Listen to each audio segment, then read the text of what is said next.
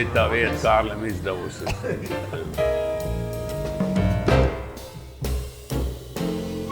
Tā bija maestro iniciatīva, jo viņš atnesa ierakstu un teica, jā, ka šīs tēmas kādreiz ir ierakstītas, bet nav spēlētas vairāk kopš tiem laikiem, un ka varbūt kaut kas noder kādā brīdī.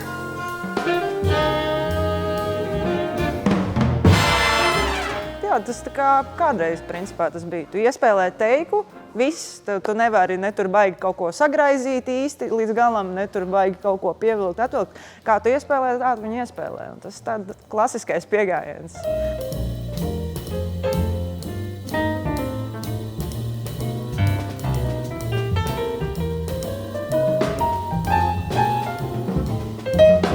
Noteikti, kad spēlējot to mūziku, es noteikti vadījos pēc kaut kāda to 60. gadu sajūtas un fīla, bet principā tas viss bija tā ļoti organiski.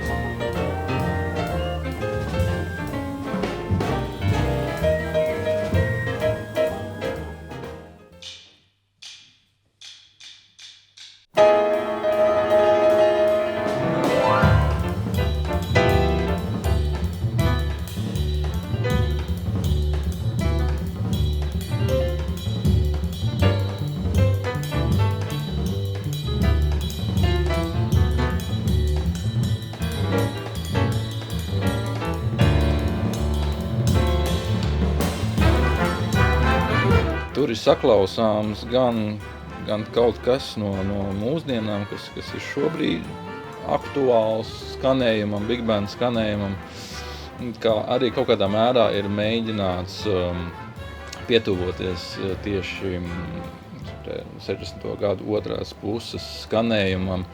Dažas no partitūrām platas pirmajā pusē, kur ir fragmenti no svītām melnās krāsas, un arī pirmais skaņdarbs, kas nemaz nav no instrumentālām svītām, bet ir bijis komponēts atsevišķs skaņdarbs. Šīs partitūras ir daļēji restaurētas no ierakstiem un no materiāla, kas ir saglabājies līdz mūsdienām, to nedaudz varbūt pielāgojot mūsu konkrētajai instrumentācijai. Un tas ir savā ziņā man ļāvis paceļot laikā un iepazīt tos cilvēkus, kurus no dzīvē man nav izdevies satikt un tāds iespējas nav un nebūs. Un nedaudz izprast, kādas ir bijušas viņu ietekmes un kā tīri tehniski viņi ir rakstījuši un kaut kādas tehniskos risinājumus veikuši instrumentācijā un salikumos.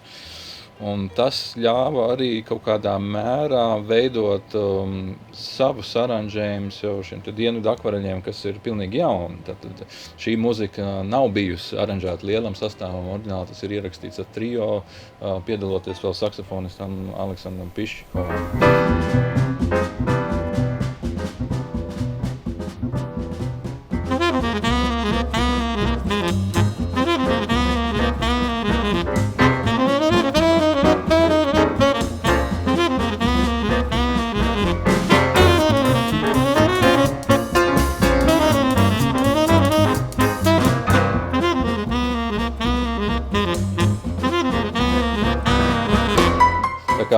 Savā ziņā tas pat nevarētu teikt, ka ir apzināts centiens radīt 60. gadu skanējumu, bet kaut ko nedaudz uz to pusi, protams, saglabājot to kādi mēs esam tieši šobrīd. Un arī varbūt tas viss process, kā tas tika rakstīts, kaut kādā ziņā sasaucās ar 60 gadiem, jo tika izmantot analogā pieeja un pat sameklēti lenču magnetofoni no tā laika. Taču tāda tīri doma, ka to vajadzētu nokopēt un atdarināt tieši kā tas bija tajos laikos, mums nav. Tas tieši būtu interesanti atskatīties vēsturē, bet saglabāt to, kas mēs esam tagad un kā mēs skanam tagad.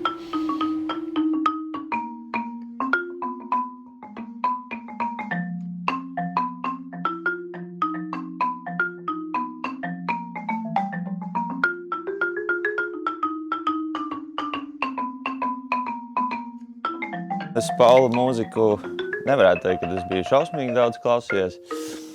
Bet tad, kad Vaniks mani uzrunāja ar šo piedāvājumu, tas bija tāds liels gods, protams. Ja ikvienam mūziķim, latviešu mūziķim, man liekas, ir liels gods uzspēlēt kopā ar Raimondu Paulu. Un šie skaņdarbi, es viņus nebiju klausījies, bet man arī bija iespējas par Paulu mūziku, kad Pauls jau tikai tur umpapā, un kad tur nav nekāda džēza un nekā tam līdzīga, bet tas jau bija tas viss viņa vēlākais daļrads periods. Es nemaz nezināju, ka viņš agrāk kaut ko tādu ir darījis. Un tad, kad es dzirdēju tos oriģinālus, man tiešām ļoti uzrunāja tā mūzika, kad tas bija džess, bet tas arī bija tāds starp vieglu, viņš tādā interesantā vietā ļoti tā mūzika, kad kā viņi ir viegli klausīties, bet tajā pašā laikā viņi ir pietiekami muzikāli interesanti un man bija ļoti interesants tas arī, kā es mācījos tos skaņdarbus un klausījos tos vecos ierakstus un man bija ļoti interesanti.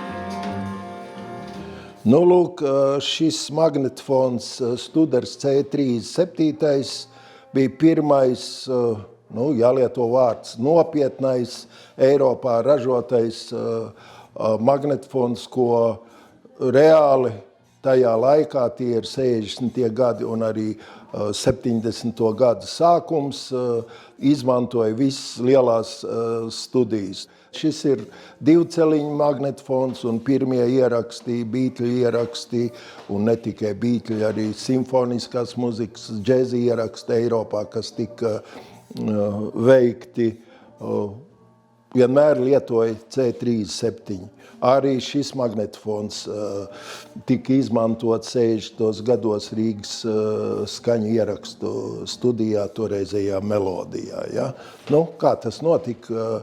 Magnetofons tad, kad parādījās tranzistori, nelampu magnetofoni, tad tas magnetofons tika norakstīts.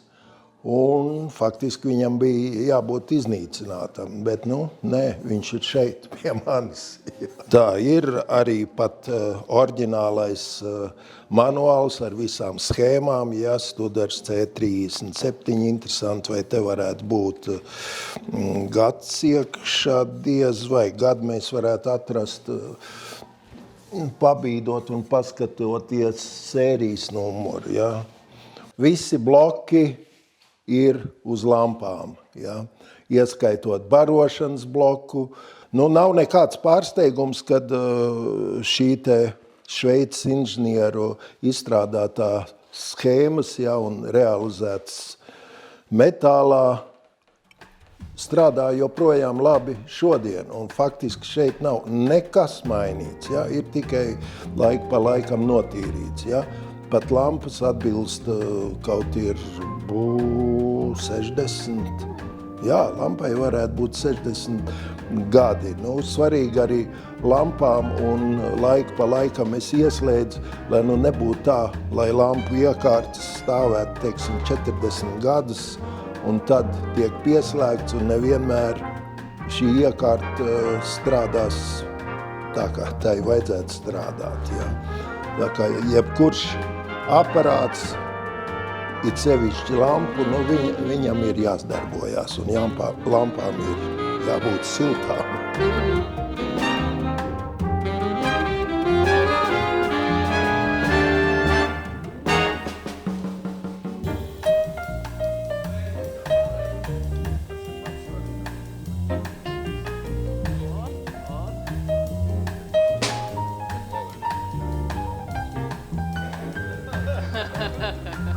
Šitas ir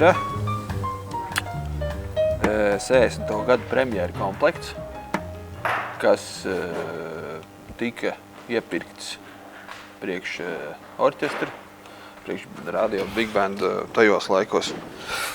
Un mēs esam ierakstījuši šito visu lielo padarīšanu.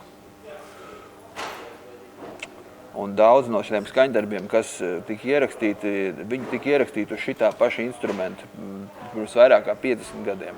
Šie instrumenti ir spēlējuši praktiski visi mūsu lielie celmlauži, tā skaitā Vernojs Troits, Gailītis, Brando, Raibais, Bolderevs, Māris Brieškauns. Jā. Nu, skan baigi labi.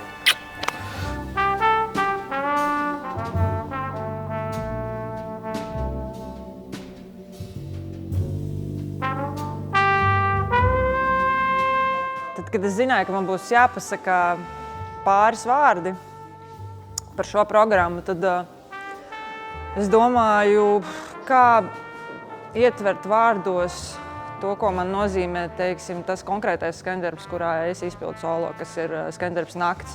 Kārlis man sūtīja ierakstu.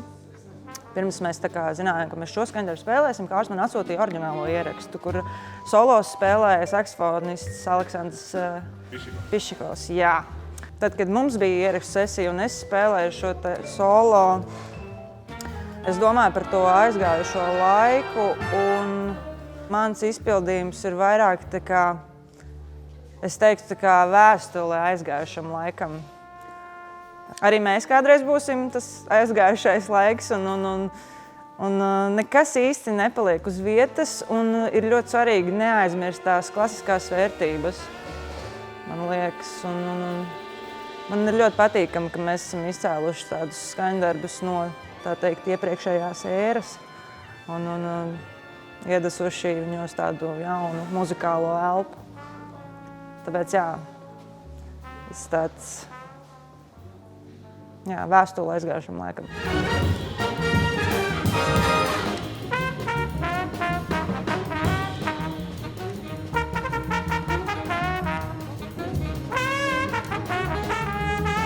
Šajā ierakstu sesijā ir apvienotas vairākas lietas, kas man bija notikušas pirmā reizi. Tas bija mana pirmā sadarbība ar maestro Raimondu Paulu. Es nekad neesmu ar viņu spēlējis pirms tam, un man ir liels gods par to, ka man ir bijis tāda iespēja. Un kā arī tas ir mans pirmais lentas ieraksts, ja tā var pateikt. Tā bija noteikti ļoti interesanta pieredze, un man liekas, tā mūzika, kuru mēs spēlējam, viņa bija visvairāk atbilstoša šādam ieraksta tipam. Tā mūzika man personīgi ļoti patika, man patika tās aranžīs, un man liekas, ka tai mūzikai ir savā ziņā tāda 60. gadu nokrāsa, ja tā var teikt, un viņa aiznesa, man liekas, mūs visus, gan mūziķus, gan klausītājus, cerams, aiznesīs uz tiem 60. gadiem.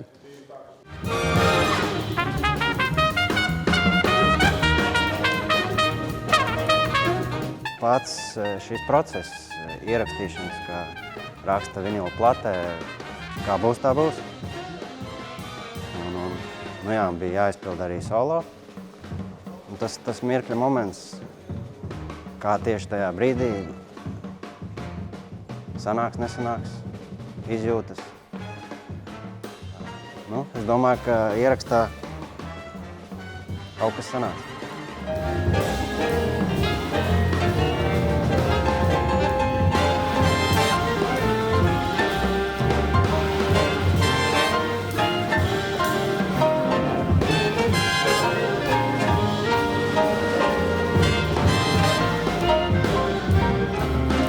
Tā kā es nenāku no klasiskās vides, lociņš skaidrs, ka ir bijis un droši vien būs sarežģīta lieta manā dzīvē. Bet es gribu pateikt paldies šim ierakstam tikai tādēļ, ka es uzzināju, ka kontrabas kanifolijs arī var būt vecs un īsti nederīgs. Tāpēc, ka bija grūti, un tad man Latvijas simfoniskā orķestra Viktors Veļiško pateica, ka grūti bija tikai tāpēc, ka tas kanifolijs nebija pareizs. Un tad, kad es iegādājos pareizo kanifoliju, visa situācija atrisinājās. Tāpēc mans ieteikums visiem skatieties, vai jūsu kanifolijs nav vecs. Kanifolijs ir lociņš? Tas, ko smērē, lociņu. Un tad es izmazgāju sārus, paņemu kanifoliju, un viss kā vienkārši. Bet ieraksts jau ir beidzies.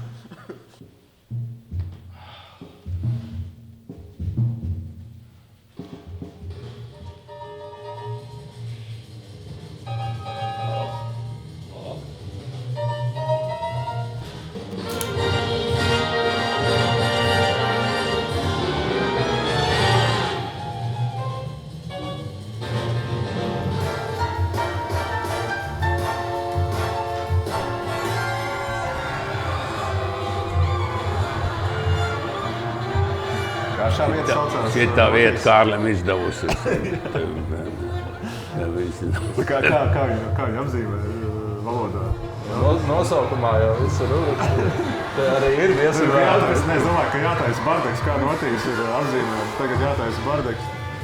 Dod brīvību visiem, automātiski bardeks. Apzīmējums nav ne Presto, ne Allegro, bet bardaks. Es saku bardeks. Tagad taisam bardeks. Dziesmas pareizā secībā? Viss, jā. Viss pauzes ir labi. Jā, visādā ziņā es domāju, ka tas, man liekas, ka tas tāds profesionāli tādā labā līmenī viss tas ir izdarīts. Pierakstīsies A4 lapu, pastīsimies, varbūt visu A4 lapu publicēsim. Varu divi teikt. Es jau varu vienu frāzi pateikt, ka man ir ļoti patīkami, pat ļoti. Es novērtēju to paklausīties tās savas, es viņus varu saukt par savām tēmām, kas uzrakstīts ir jau 60. gados. Iekšā tās ieliknes, kur tad šādi, un tad ir tas atsevišķi nedaudz izcels tas aparāts, kurā mēs to rakstījām, ja? Un tad ir tā otra puse, tā platē būs, vienkārši teksts, tas ir visi tie kredīti, un tad tā ir otra iekšpusī šitādi. Tad ir tāds jūs un Kāri tas ar roku rakstīties. Un tad ir šeit katrs no tām vecajām.